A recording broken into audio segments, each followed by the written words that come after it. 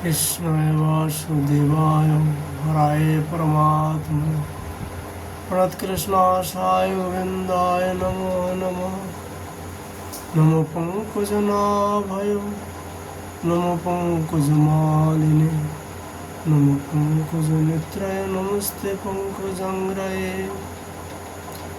आज আমাদের এখানে আলোচনার বিষয়বস্তু হচ্ছে শ্রী শ্রী প্রবোধানন্দ সরস্বতী পদের বিরাজিত রাধার সুধানিধি।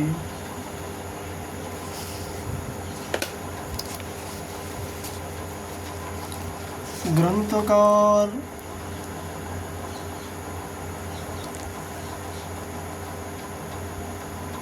একশো ষাট শ্লোকে প্রার্থনা করছেন, রহ গোষ্ঠং শ্রুততব নিজ পিটেন্দ্রেণ ললিতং করে ধৃতা তাং বা নবরমণ তল্পে ঘটিতুম রতমর্ধস্রস্তং কচভরমত সংযময়িতুম বিদধাসি রাধে মম কিমধিকারোত সবরসম।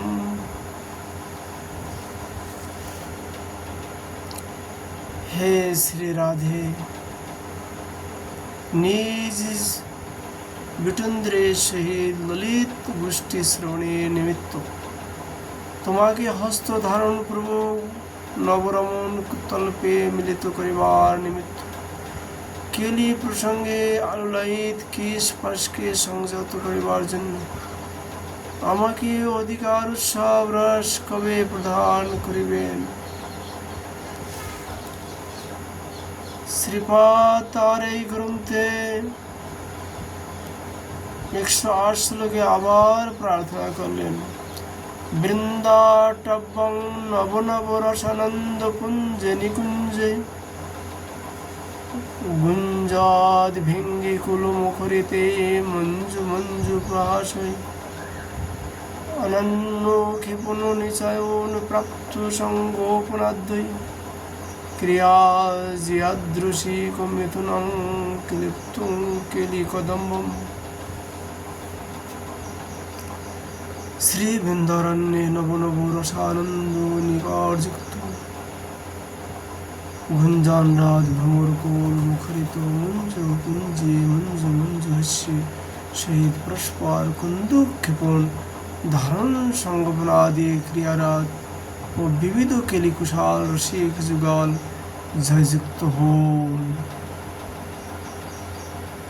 শ্রীপাদ আবার তার এই গ্রন্থে 109 শ্লোকে প্রার্থনা করলেন, রূপং শারচন্দ্র কোটি বদনে দমিল্ল মল্লি সজা মামদোয় বিকলে কৃতালি পটুলে রাধে কদাতে অদ্ভুতম গ্রীবে জল কদম কম্বুকণ্ঠী মৃদু দুর্বল্লি চলাদ কঙ্কুনি বিক্ষেপট্ট দুকুলো বাসিনীর অনুত মঞ্জুরি পাদম্বুজে। হে অপরিমেয় শারদচন্দ্র বদন, হে গৌবীয় উজ্জ্বল কুম্ভকণ্ঠী, হে পট্ট দুকুল বাসিনী, তোমার শ্রীচরণে শব্দায়মান নূপুর শোভিত হইতেছে, মৃদু ভোজদয় কঙ্কন শোভিত হইয়াছে এবং তোমার কবরিতে মল্লিকা মালার সুগন্ধে অলিকুল চঞ্চল হয়েছে। সে হে রাধে, তোমার এই রূপ মাধুরী আমি কবে দর্শন করব?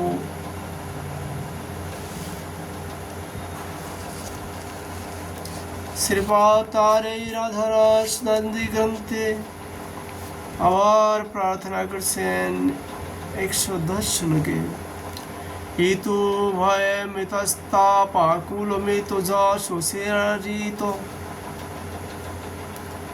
হেনাস্তখিল শৃঙ্খলামপি সখী নিবাসনস্তয়া সগদ গদমুদিরিতং সুবাহুমোহনাকাঙ্ক্ষয়া কথং কথময়েশ্বরী প্রেষিতই কদা মেড্ডস।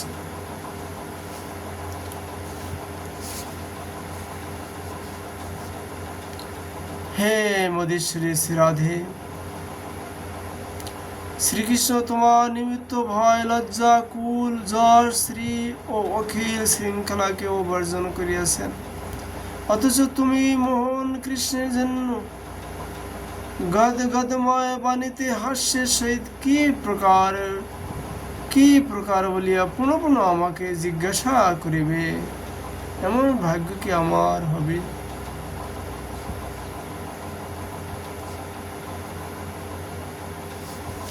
শ্রীপাদ তার এই গ্রন্থে 111 শ্লোকে আবার প্রার্থনা করলেন, শ্যামে চাটুরুতানি কুরুবতী সহলা পান প্রণিত্রী মায়া, ঘৃণানে সাধুকুল পল্লব পল্লব মহ হুঙ্কৃত মাং দৃক্ষাসি, বিভ্রাণে ভুজবল্লী মূল্য সীতায়া রোম সজলঙ্কৃতাং, দৃষ্টং তাং রসলীন মূর্তিমত কিং পশ্যামি হাস্যং তত।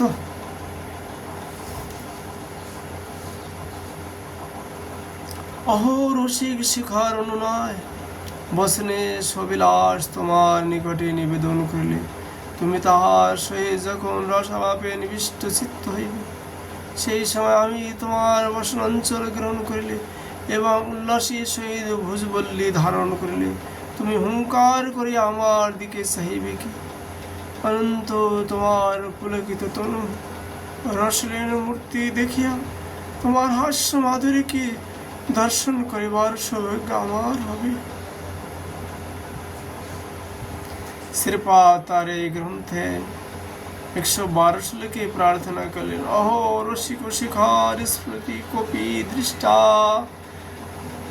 বৃন্দাটবী নিকুঞ্জ নবনাগরী কুসু কিশোর কেলে প্রিয়, করতু সক্রিপাং সখী প্রকট পূর্ণত্ব উৎসব, নিজ প্রিয়তম পদে রসময়ে অদধদ শিরঃ।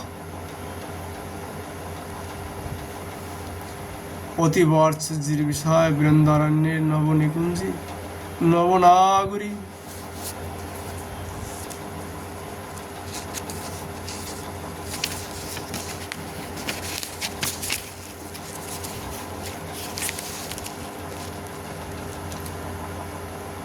নবনাগরীগণের কুশমণ্ডলে কৌশল শীত কেলি যাহার প্রিয় এবং সখীগণের চরণে প্রকাশ্যভাবে প্রণতি করাই যাহার প্রিয় উৎসব, সেই রসিক শিখর শ্রীকৃষ্ণ বৃন্দা বিপিনে অভিনব রূপে স্মৃতি প্রাপ্ত হইতেছেন। আমার প্রতি তিনি এই কৃপায় করুন যেন তদীয় প্রিয়তমা শ্রীরাধার রসময় শ্রীচরণে আমার স্থিতি লাভ হয় জনম জনম। আজকের মতন আমরা এখানে রাধা সুদানদের আলোচনা বিশ্রাম করছি। রাধা মাধবের কৃপা হলে আবার আমরা এই প্রসঙ্গে আলোচনা করব। রাধে রাধে।